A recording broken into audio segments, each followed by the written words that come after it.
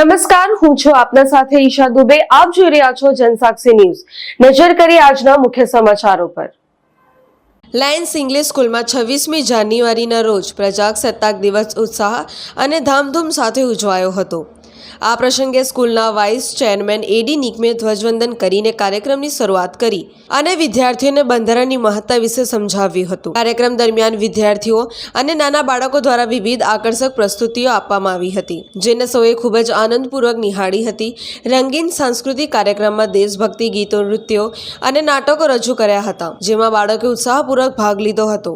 Chairman Fatehsinh ચૌહાણે બાળકોની પ્રસ્તુતિઓની પ્રશંસા કરતા જણાવ્યું કે આવા કાર્યક્રમો બાળકોમાં देश प्रेम અને ગૌરવની ભાવના વધારવામાં સહાય કરે છે અને બધા મળીને ભારતની એકતા અને અખંડિતતાની શપથ લીધી હતી। आज हमारे देश का संविधान लागू है, 75 साल पूरे हुए हैं। 75 साल की अवधि में हमारे देश ने सर्वांगी और सराहनीय विकास किया है।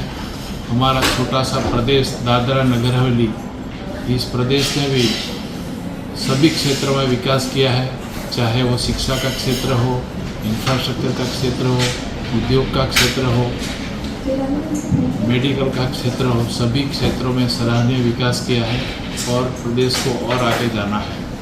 आज के दिन प्रदेश की जनता को ढेर सारी शुभकामनाएं देते हुए सभी के सुखाकारी की कामना करते हैं।